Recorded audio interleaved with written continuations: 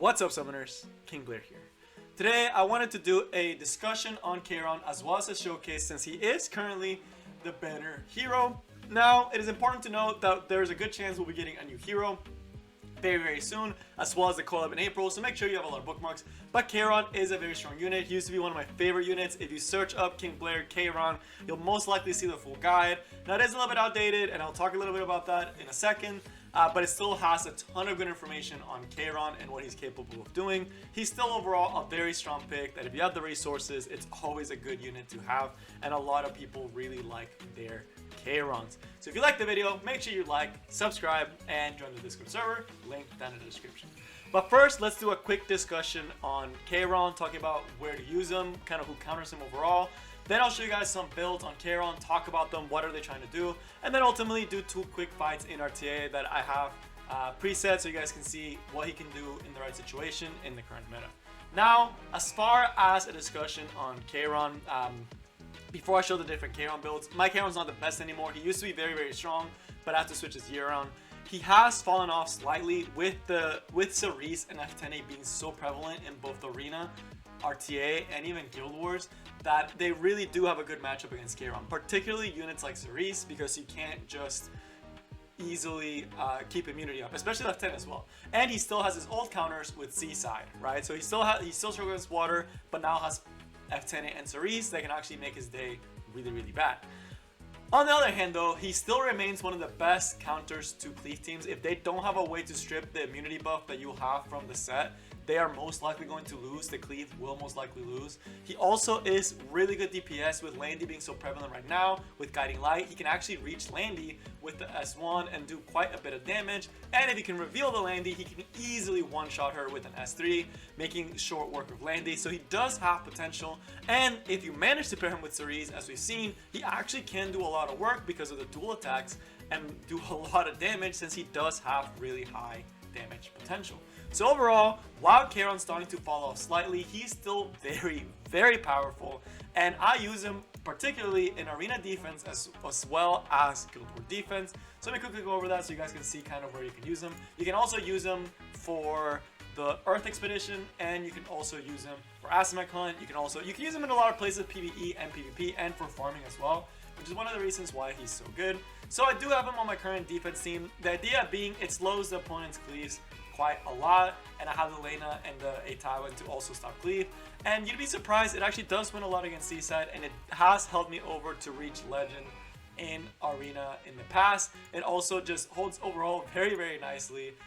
If we see here, it has very good percentage rate. Last week, that didn't do much, but as we see, it doesn't get attacked often, and I'm able to get quite high champion levels when I really do try to go high up, right? So if I try to go very high up, I can reach quite far because of the defense and what it's able to do. So again, pretty nice, right? So it's working for me. Kayron's working for me. He's also there in my Guild Wars defense. Again, I use him in farming. I use him for Asimec Hunt. I use him for a lot of different situations. Right now, we're around 150, so nothing super crazy. But my Kayron defense with Cerise and with the Tywin is doing quite well. As you can see here, it does get quite a few wins. So again, very good defensive unit still, right? And I don't even have the proper quote-unquote defensive Kayron for Guild Wars or for RTA. So that's it for as far as where you can use him in discussions. While he does have counters, he's still pretty strong in the meta. Now, as far as builds, you guys already saw the build that I had on him. Not the greatest, but not bad. This is a damaged Kayron. You can definitely get him way more damage. As you see, he's not even reforged on my Kayron. He does have the triple SS, so it's not crazy strong gear, right? There's a lot of gear that just honestly doesn't do a lot. Like the helmet is terrible. The chest can definitely be improved. The boots are not that crazy. The ring is the only piece that's like pretty good, but again, it doesn't even have all offensive stats. So not bad, right? And he's still able to do quite a bit of work on my end. And I still do enjoy taking him in certain situations in RTA, as well as in Guild Wars and all the different places. As far as other Kayron builds that I'm actually going to recommend to you and kind of discuss, this one is more for damage, pairs off really well with a lot of different units, and is capable of killing units outright. So if they don't have a way to strip, he can just destroy the team with the high damage that he has. Another build that used to be quite common was the Speed Kayron build. This build has fallen off significantly, primarily because things like Cerise and F10A exist. You can't get this great of stats with an immunity set, which means that he's going to be susceptible to getting stopped by those units. He can still be very, very oppressive against cleave teams if they're not able to deal with him, and can make short work of a lot of different teams. And the other Kayron build has popped up quite a lot recently, and it's actually becoming the more popular Kayron build, which is weird, and it's a big change from what it used to be, is going to be the counter set Kayron. Now, the idea behind counter set Kayron, you take away all the speed, you focus on attack and critical hit damage and crit hit rate, and because he cannot have access to Dust Devil as well as exclusive equipment that allows him to do extra damage, he can do so much damage when he counterattacks, and because of the mortality, you can extend it. He's slow, he's there for a long time. If they have no way to strip, you can outright solo teams like it's nothing, right? So if they don't have strips, you can outright solo teams with this Kayron build, and it is absolutely disgusting. Very, very powerful build. It has become the more popular Kayron build. So if you farm primarily Banshee, that counter Kayron can do a ton of work, especially because he's already kind of a slow character, or he already has a high base speed. So if you make him slow, it doesn't matter because he's usually counterattacking. So that's as far as the builds go. But now that we discussed all that about Kayron, let's look at some quick showcases. Alright, so for this first fight, we're going to be seeing my Kayron in action. The one that I showed you is using the exact same build. Nothing changed. There's still the two pieces that are not reforged. Here, the reason I picked the Kayron is, one, we have access to Cerise and Seaside, and we need another DPS. I also see that my opponent does not have any reliable strips besides the Adventurer Ross. So I know Kayron would be a pretty good pick here because he can also survive the RB damage quite easily. He does pick the anti-last pick to punish my Kayron pick, which is a really good option to punish Kayron. Again, any water unit is going to do a good job. So we're going to be seeing Kayron as our primary solo portion DPS because I kind of knew that he was most likely banning the Seaside, and I needed to ban the Lilius so I'd be able to land all these debuffs and keep him slowed to allow our Kayron to be able to set up. So we do get the start off on the Cerise. We are able to open with S3. As you'll see, this is a tank counter RB, which we're not expecting, and this counter RB is going to be popping off this whole game.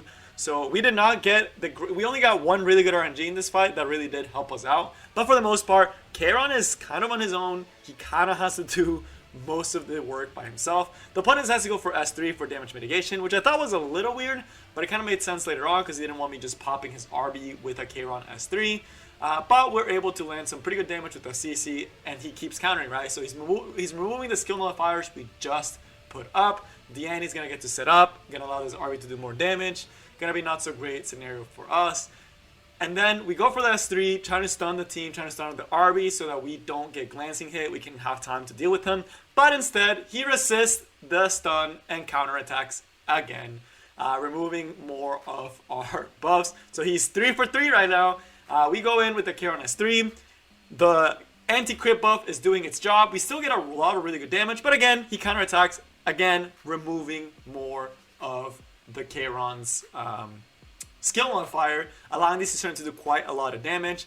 He doesn't land any of the debuffs on the Kayron, which I was surprised about, although we did have the A-Tywin there to be able to soak up some of those debuffs. We get the lucky resist here to the glancing hit, and now it's all not looking great for us, but also not looking great for him. We missed the stun on the RB, which means this RB is going to be able to still counterattack, but we still have to work on him because we do have to get rid of that before he reveals our Kayron. So we keep working on him. We start moving to provoke the Ross, so the Ross is not able to S2 with the RB. But again, we are unsuccessful in provoking down the Ross. We go in for an S1, Soul Burn, good AoE damage, kill the RB here since he does have the increased defense. Not able to, because again, the anti-crit, he wins the 50-50, and counterattacks just for good measure to make sure that he procs our Kayron passive. So not looking great. Our RNG this fight was not super good. We do get a stroke of good luck here because we are able to resist the glancing hit, which was really, really important to allow us to set up for the rest of Kayron, since now we can get an S3 basically uninterrupted. We keep going with A-Tywin. Now the glancing hit is gone. We're able to go in with an S1 and provoke down the Ross so that the Ross is not able to S2. He goes with an S2, is unable to remove the provoke, and now it doesn't look great for us, right? We only have Kayron and a Dream, right? The RB's on counter set. He can counter at any point. We do have the Cerise S3. We allow it to be invincible. setting up a little bit, making sure that we're not just dying. Here, I know I have to extend Kayron's immortality if I want to be able to win, and Kayron being so good because he doesn't have a strip, I'm able to easily get a kill on this Ross with my damaged Kayron, since we were able to set up that attack buff earlier, and just easily do light work of the Ross. We get the stun on RB, which again is huge because it will allow Cerise to survive just a little bit longer. Here, we decide to provoke the Arbiter Vildrick since we need to do more damage. We get a really nice counterattack here, which helped a lot. But again, RB counterattacks, thankfully not hitting the Cerise. He gets greedy, goes for the A Tywin instead of finishing off the Cerise. And we start working on the rest of the team because we need the Kayron to finish. Since our Cerise can always pull the Kayron, it sets us up for success. We're able to pull the Kayron every single time, and Kayron lives up to the name of being able to kind of just ignore opponents' elemental advantages, and we're able to easily get the win there pretty nicely. Now for this clip, we have my opponent having the Kayron. He picks the Kayron against me because again we only have one form of strip in our Falconer Flurry, but he has a lot of other priority units, and of course he has to ban the Cerise since that is one of Kayron's hardest counters. We ban the Seaside to stop a lot of the AoE damage. So again, we see Kayron in a solo DPS situation, but with very good support. Both these fights were high up in Champion, where opponents have really good gear and everyone has good gear. Here we decide to burn the Falconer Flurry because I need to make sure that this Bazaar can't S3 us early, so we are able to keep that FCC barrier and be able to tank just a little longer, tank the Kayron. We do end up going for an S1, trying to break through the shields, since we know that General Purgus can S3 right here. He does get a very lucky General Purgus S3 right here, hitting our Spectre Tenebria and our Ravi, making his Kayron, allowing him to set up into a huge S1 and do a ton of AoE damage since he has the souls and has the attack buff from the General Purgus. Basically almost one-shotting my team. My whole team is already below half health. Not a great spot you want to be against Kayron, especially because we have no way to strip his immortality. We go for an S1. We need to stun this Kayron as soon as possible. We try going for a provoke on the Bazaar. We go for an S3 to again mitigate the damage that the Kayron can do with the next S1, since there's no more AoEs on his team besides the Bazaar, but the Kayron is also going to be right there. He hits the Ravi, and the Kayron's glancing hit actually does a lot of work here, not allowing us to get the proc on the Kayron, which allows him to do the S3. Not that it would have mattered because he would have been able to S3 regardless. He does go for the S3 here, gets the extension onto our Ravi because he's going to be easily able to take her out even through an Aureus, since he does have that attack buff, does have the Elias knife, even though my Ravi is around 1.5k defense, showing how strong Kayron can be. We go for the stun, hoping that we are able to just kind of finish it off. Stun kind of helps a lot, makes it so he can't hit us the next turn. But as you see there, that Rowana is right there, ready to set up into an S3. Bazaar S3s, removing our skill nullifier. Still pretty scary. As long as we kill the Kayron, we know we can win, although he did soulburn the General Purgus.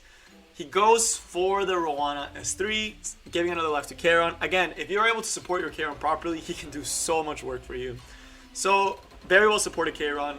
We still trying to go on him. We need to kill him as soon as possible because that is going to be his main source of damage. We keep going. We have the FCC up. We go for an S1 on the General Purgus, so General Purgus can't S3 our team and kill our Spectre Tenebria. He goes for an S2 here, and Bazaar, again, really good debuffs onto my team. We go for the S1 on Kayron. We are able to get the 50-50 here and able to kill the Kayron, and he will be revived. Here, we need to cycle our F-Flurry as fast as possible so that we're able to S3 the General Purgus so the General Purgus can't S3 us and kill the Stene.